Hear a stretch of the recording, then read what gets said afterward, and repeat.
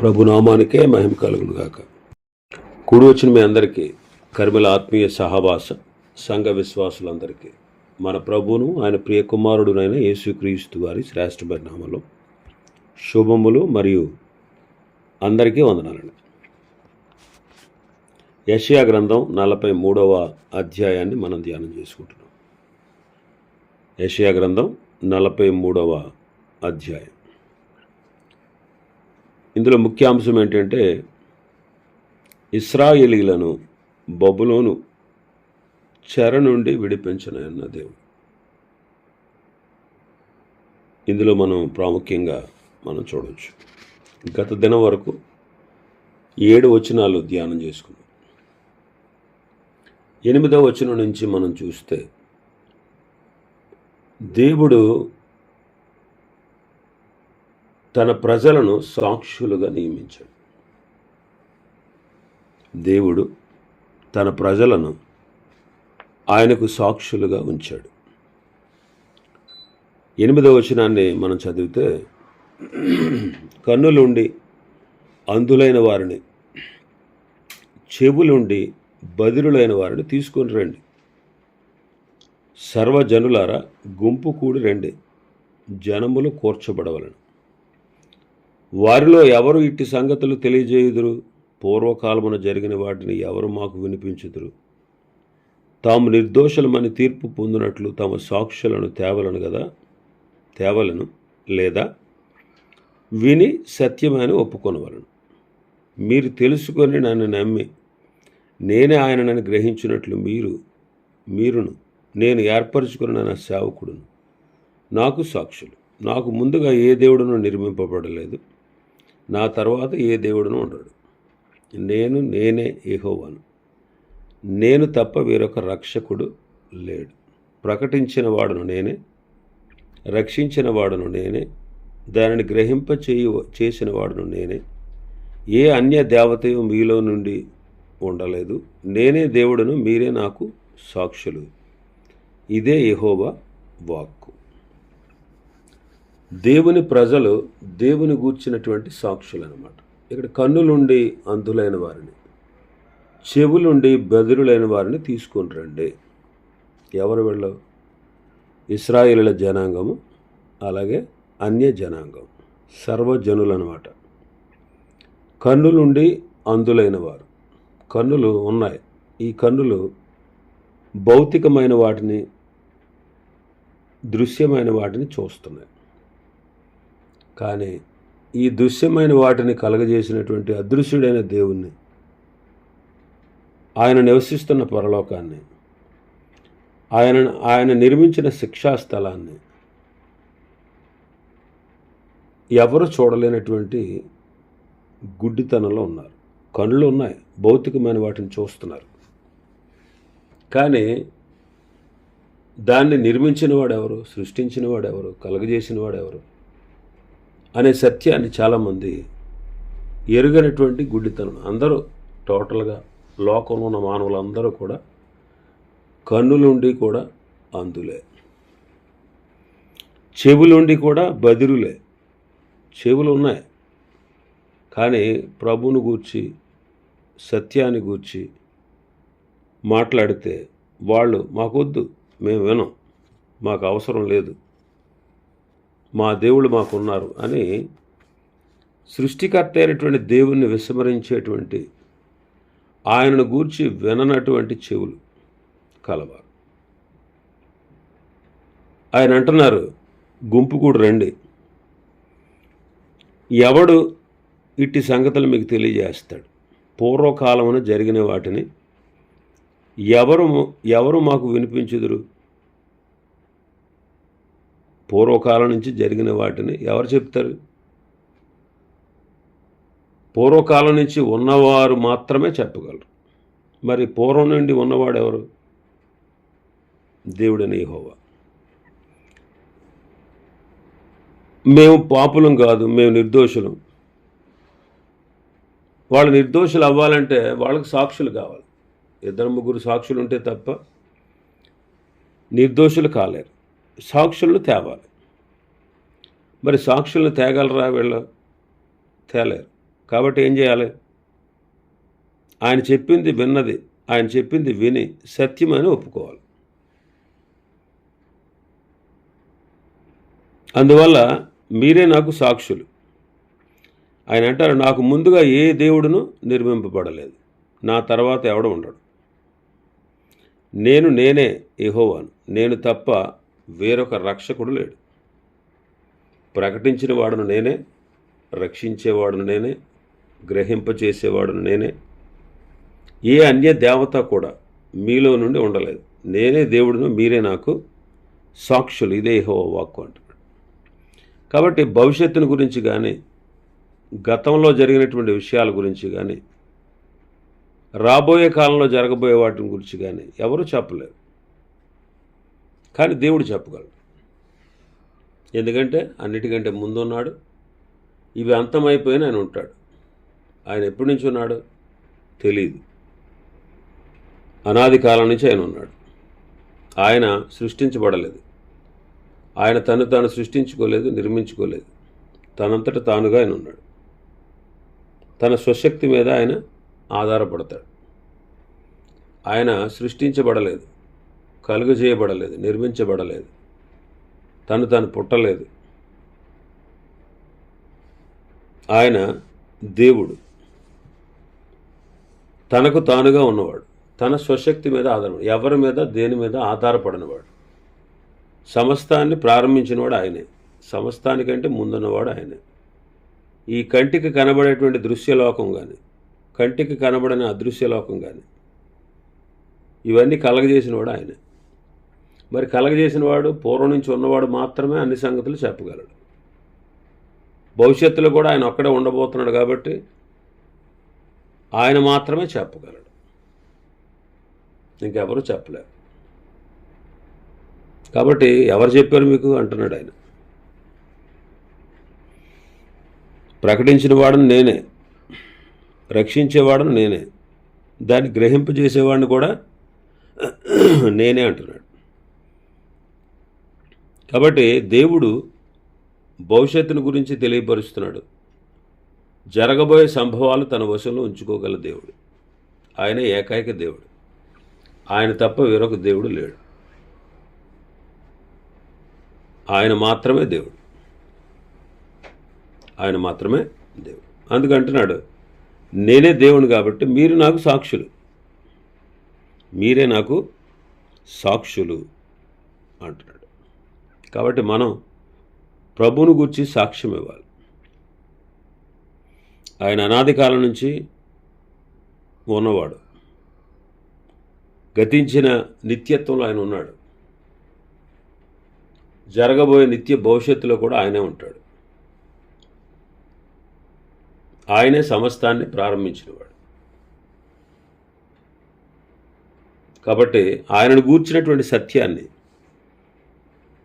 ఆయనను గూర్చినటువంటి విషయాన్ని, నిన్ను నన్ను గూర్చిన విషయాల్ని, ఈ ప్రపంచ భవిష్యత్తును గూర్చిన విషయాల్ని ఆయన విపులంగా విశదీకరించి 40 మంది ప్రవక్తలను ఏర్పరచుకుని 1600 సంవత్సరాల పాటు ఈ పరిశుద్ధ గ్రంథమైన బైబిల్ని ఆయన సిద్ధపరిచి మనకిచ్చాడు. 7,000 భాషలు ఉన్నాయి. 7,000కు పైగా భాషలు. కొన్నిటికి లిపి లేదు. కానీ పరిశుద్ధ గ్రంథమైన బైబిల్ 3,700 భాషల పైనే అనువదించబడింది. అన్ని భాషల్లోకి అనువదించబడిన ఏకైక గ్రంథం బైబిల్. ఇది దేవుని గురించిన వార్తను, దేవుడు తన కథను, ఆ కథలో నీ కథను నా కథను ఆయన విపులంగా విశదీకరించి చెప్పాడు. ఎవరు చెప్తారు ఈ విషయాలన్నీ? ఆయన మాత్రమే చెప్పగలడు. ఎందుకంటే ఆయనే మాత్రమే అన్నిటికంటే అందరికంటే ముందున్నవాడు. ఆయన మాత్రమే ఆకాశము భూమి లయమైపోయినా ఉండేవాడు. కాబట్టి ఆయన మాత్రమే చెప్పగలడు. మరి ఆయన మనకు చెప్పాడు, ఈ సత్యాన్ని మనకు వివరించాడు. మనం ఏం చేయాలి? సాక్షులుగా ఉండాలి. సాక్షులుగా ఉండాలి. అపొస్తలుల కార్యములు 1వ అధ్యాయం 8వ వచనం. ఆయనను పరిశుద్ధాత్మ మీదకి వచ్చినప్పుడు మీరు శక్తి నొందుతారు కనుక మీరు యెరూషలేములోను యోదయల సమరయ దేశంలో ఎందంతటను బూదిగంతముల వరకు నాకు సాక్షులై ఉందరు. శిష్యులతో చెప్పాడు ఈ మాట. బూదిగంతముల వరకు మీరు సాక్షులు అంటారు. ఎక్కడెక్కడ? ఈ యెరూషలేము, యోదయ, సమరయ, బూదిగంతాల వరకు. మీరు నాకు సాక్షులై ఉంటారు అన్నాడు. కాబట్టి మనం సాక్షులుగా ఉండాలి. 2వ అధ్యాయం అపొస్తలుల కార్యములు 32వ వచనం. ఈ యేసును దేవుడు లేపెను, దీనికి మేము అందరము సాక్షులు. 4వ అధ్యాయం 20వ వచనం. మేము కన్నవాటిని వినవాటిని చెప్పకుండలేమని వారికి ఉత్తరం ఇచ్చారు. కాబట్టి మనం సాక్షులుగా ఉండాలి. మన ప్రవర్తన ద్వారా అనేకులను మనం ప్రభావితం చేయాలి. ఇంకా మనం చూస్తే మన భాగంలోకి వస్తే 13వ వచనం. ఈ దినం మొదలుకొని నేనే ఆయనను, నా చేతుల నుండి విడిపించగలవాడు ఎవడను లేడు, నేను కార్యము చేయగా త్రిప్పివేయవాడు ఎవడు, నా చేతిలో నుండి విడిపించగలవాడు ఎవడో లేడు. ఎందుకంటే ఆయన సర్వశక్తిమంతుడు. సర్వశక్తిమంతుడు. ఆయన చేతుల నుంచి ఎవ్వరూ విడిపించగలవాడు లేడు. మనం ఆయన చేతిలో ఉన్నాం. మనం దేవుని చేతిలో ఉన్నాం కాబట్టి రక్షించబడిన మనం దేవుని చేతిలో ఉన్నాం. ఆయన చేతిలో నుంచి ఎవ్వడూ మనల్ని అపహరించలేడు. ఇంకా ఆయన కార్యము చేయగా త్రిప్పగలవాడు ఎవడు కూడా లేడు. ఆయన పని చేశాడు అనుకోండి, ఏదైనా కార్యం చేశాడు అనుకోండి, దాన్ని మార్చగలవాడు ఎవడు లేడు. ఇంకా మనం చూస్తే మన భాగంలో 14వ వచనం నుంచి మనం చూస్తే బబులోను చెర నుంచి ఇశ్రాయేలును విడిపిస్తాడు. 14-15 వచనాలు. ఇశ్రాయేలు పరిశుద్ధ దేవుడును మీ విమోచకుడైన యెహోవా ఎలాగ సెలవిస్తున్నాడు, మీ నిమిత్తము నేను బబులోను పంపితిని. నేను వారిని అందరినీ పారిపోనట్లు చేసేదను. వారి అతిశయాస్పదములకు ఓడలతో కల్దీలను పడవేసేదను. యెహోవానగు నేనే మీకు పరిశుద్ధ దేవుడును, ఇశ్రాయేలు సృష్టికర్తకు నేనే మీకు రాజును. ఇక్కడ బబులోను పడద్రోసే దేవుడు వారిని అందరినీ పారిపోయేటట్లు చేయగలడు అంటాడు.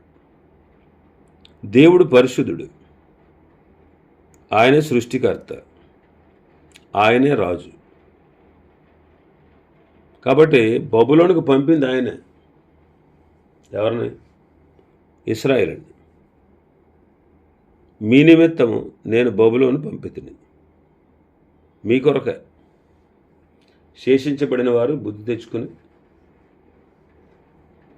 ప్రభువుని సేవించాలని వారిని చెరలోనికి పంపించాడు. వారి నిమిత్తమే బబులోనుకు పంపాడు. బబులోనీయులను వారి మీదకు పంపించాడు.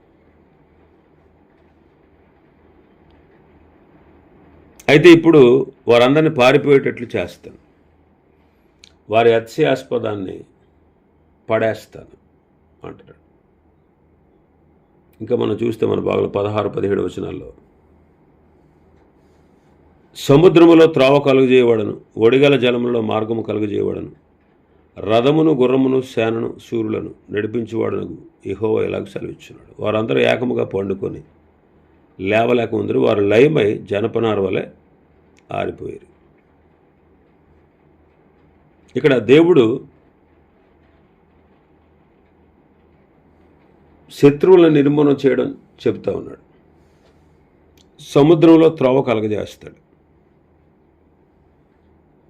ఒడిగల జనములలో మార్గాన్ని కలుగజేస్తాడు. చూడండి, సముద్రంలో, ఎర్ర సముద్రం మధ్యలో ఇశ్రాయేలుకు ఆరిన నేల కలుగజేసి నడిపించాడు. యోర్దానును ఎండిపోజేసి దాని మధ్యలో నుండి తన ప్రజలను యోర్దాను నది అవతలకు కనాను దేశానికి తీసుకువెళ్ళాడు. మరి శత్రువులను ఏం చేశాడు? రథాలని గుర్రాలని సేనను శూరులను నడిపించేవాడు దేవుడే.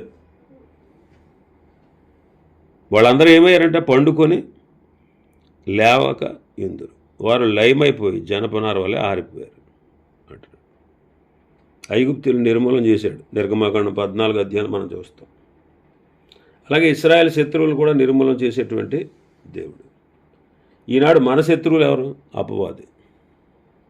వాడిని సిలువలో ఓడించాడు. అపవాదికి అగ్ని గంధకాలతో మండు గుండాన్ని దేవుడు సిద్ధపరిచాడు. అపవాది వాడి అనుచరులను అంత్యమున అందులో పడేస్తాడు. ఇంకా మన యొక్క శత్రువు పాపం, మన శత్రువు మరణం. ఆ రెండింటిపైన జయాన్ని ప్రభు మనకిచ్చాడు. నిర్మూలన చేశాడు శత్రువుని. ఇంకా మనం చూస్తే మన భాగంలో 18వ వచనం నుంచి 20వ వచనం వరకు, మునుపటి వాటిని జ్ఞాపకం చేసుకునకుడి, పూర్వకాలపు సంగతులను తలంచుకొనకుడి. ఇదిగో నేను ఒక నూతన క్రియ చేయుచున్నాను, ఇప్పుడే అది మొలుచును, మీరు దానిని ఆలోచింపరా. నేను అరణ్యములు త్రోవ కలగజేయుచున్నాను, ఎడారిలో నదులను పారజేయుచున్నాను. నేను ఏర్పరచుకున్న ప్రజలు త్రాగుటకు అరణ్యములో నీళ్లు పుట్టించుచున్నాను, ఎడారిలో నదులు కలగజేయుచున్నాను. అడవి జంతువులను, అడవి కుక్కలను, నిప్పుకోళ్ళను నన్ను గనపరుచున్నాను. నూతన క్రియ చేయుచున్నాడు. ఏంటి? తన ప్రజల కొరకు ఎడారిలో త్రోవను కలగజేశాడు, నదులను పారద్రేశారు. మరి ఆనాడు ఇశ్రాయేల్ జనాంగం 40 సంవత్సరాలు అరణ్యంలో తిరిగిలాడినప్పుడు అరణ్యంలో ఏ కొదువ లేకుండా, ఏ లోటు లేకుండా వారు కోరింది, వారు అడిగింది దేవుడు వారికి ఇచ్చాడు.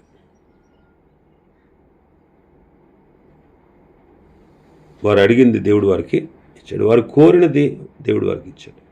వారికి ఏ కొదువ లేదు. అరణ్యంలో ఆహారం కొదువు కాలేదు, వస్త్రాలు పాతకలేదు, చెప్పుల వారు తెగిపోలేదు. వారు అడిగింది ఇచ్చాడు. వారు అడిగిందంతా ఇచ్చాడు. వారు కోరింది దేవుడు వారికి ఇచ్చాడు. ఆయన మాత్రమే చేయగలడు. ఎందుకంటే ఆయన తన ప్రజలను ఏర్పరచుకున్నాడు కాబట్టి.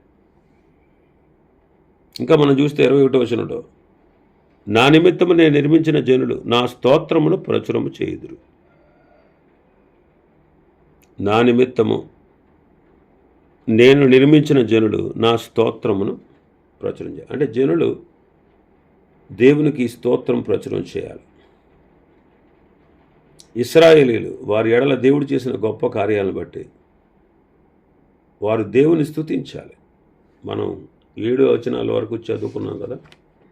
ఆయన సృజించాడు కనుక, విమోచించాడు కనుక, పిలిచాడు, కాపాడాడు, ప్రేమించాడు, సమకూర్చాడు, తన నామాన్ని ఇచ్చాడు. అందుకు వాళ్ళు ప్రభుని స్తుతించాలి. ఈనాడు మన ఎడల దేవుడు చేసిన కార్యాల కొరకు మనం ఆయన స్తుతించాలి, ఆయనకు స్తోత్రం చెల్లించాలి. అందుకే ఎఫెసీ పత్రికలో అంటాడు పౌలు గారు, మన ప్రభు అయిన యేసుక్రీస్తు యొక్క తండ్రి అయిన దేవుడు స్తుతింపబడును గాక అంటూ పరలోక విషయంలో ఆత్మ సంబంధమైన ప్రతి ఆశీర్వాదాన్ని ఆయన మనకు అనుగ్రహించాడు. దాన్ని బట్టి మనం దేవునికి నిత్యము కృతజ్ఞతాస్తుతులు చెల్లించాలి. ఇంకా 22వ వచనం నుంచి మనం చూస్తే, పాపాన్ని బట్టి దేవుడు శిక్షించేవాడు. 22వ వచనం నుంచి మనం చూస్తే, యాకోబు, నీవు నాకు మొరపెట్టుటలేదు, ఇశ్రాయేలు, నన్ను గురించి నీవు విసిగితీవి కదా. దహన బలులుగా గొర్రె మేకల పిల్లలను నా యొద్దకు తేలేదు, నీ బలుల చేత నన్ను గనపరచలేదు, నైవేద్యములు చేయవలనని నేను నిన్ను బలవంత పెట్టలేదు, ధూపం వేయవలనని నేను నిన్ను విసిగింపలేదు. నా నిమిత్తము సువాసన గల లవంగపు చెక్కను నీవు రోకలిచ్చి కొనలేదు, నీ బలి పశువు క్రొవ్వు చేత నన్ను తృప్తిపరచలేదు. సరే కదా, నీ పాపముల చేత నీవు నన్ను విసిగించితివి, నీ దోషముల చేత నన్ను ఆయాసపెట్టావు. ఇశ్రాయేలు దేవుని స్తుతించవలసిన రీతిగా స్తుతించలేదు, ప్రార్థించవలసిన రీతిగా ప్రార్థించలేదు, బలులు అర్పించవలసిన రీతిగా బలులు అర్పించలేదు, మొరపెట్టలేదు, ప్రార్థించలేదు, విసిగావు. దహన బలులుగా గొర్రె మేక పిల్లలను నా యొద్దకు తేలేదు, బలులు తేవాలి, గనపరచాలి అని చెప్పాను, నువ్వు గనపరచలేదు. నువ్వు నైవేద్యం చేయని నేను నిన్ను బలవంత పెట్టలేదు, ధూపం వేయాలని నేను నిన్ను విసిగించలేదు. నీవు నా కొరకు రోకలిచ్చేది కొనలేదు, నన్ను తృప్తిపరచలేదు. సరిగదా, ఇంకా పైగా ఏం చేసావు? ఇవి చేయాల్సిన విధంగా చేయలేదు. పాపముల చేత నీవు నన్ను విసిగించితివి, నీ దోషముల చేత నన్ను ఆయాస పెట్టితివి అంటున్నాడు. కాబట్టి ప్రార్థించవలసిన రీతిగా ప్రార్థించలేదు, బలులు అర్పించవలసిన రీతిగా అర్పించలేదు, ఆయన వద్దకు రావాల్సిన రీతిగా వాళ్ళు రాలేదు, ఆయన కొరకు ఏదీ చేయలేదు, ఆయన గణపరచాల్సిన విధంగా గణపరచలేదు. పైగా పాపముల చేత దోషముల చేత ఆయన ఏం చేశారు? విసిగించి ఆయాసపెట్టారు.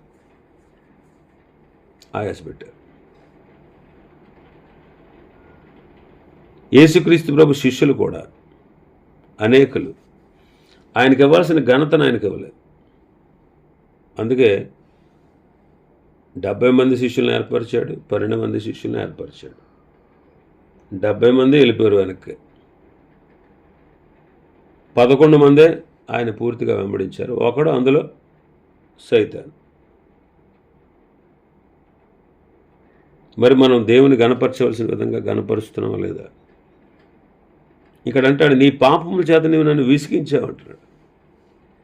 40 ఏండ్లు ఇశ్రాయేలీయులు అరణ్యంలో ప్రభువును విసిగించారు. ఇప్పుడు కూడా మనం కూడా ఏం చేస్తున్నాం? ఆయన యొద్దకు రావాల్సిన రీతిగా రావట్లేదు, ఆయన కోరిన విధంగా మనం లేము, ఆయన ఇష్టాన్ని మనం నెరవేర్చట్లేదు, ఆయన గణపరచట్లేదు, ఆయన స్తుతించట్లేదు. పైగా పాపముల చేత దోషముల చేత విసిగించి ఆయాసపడుతున్నాం. అయితే ప్రభు ఏం చేస్తాడట? 25వ వచనంలో 25 నుంచి, నేనే నా చిత్తానుసారంగా నీ అతిక్రమములను తుడిచివేయుచున్నాను, నేను నీ పాపములను జ్ఞాపకం చేసుకున్నాను. ఆయన చిత్తానుసారంగా చూడండి, ఆదామును దేవుడు నిర్మించాడు, ఆదాము దేవుడు వద్దన్న పని చేశాడు, అవ్వ మోసపోయి దేవుడు వద్దన్న పని చేసింది. ఆవిడ మోసపోవాల్సిన అవసరం కూడా లేదు, ఎందుకంటే దేవుడు ముందే చెప్పాడు. ఆదాము బుద్ధిపూర్వకంగానే పాపం చేశాడు, దేవుడు వద్దన్న పని చేశాడు.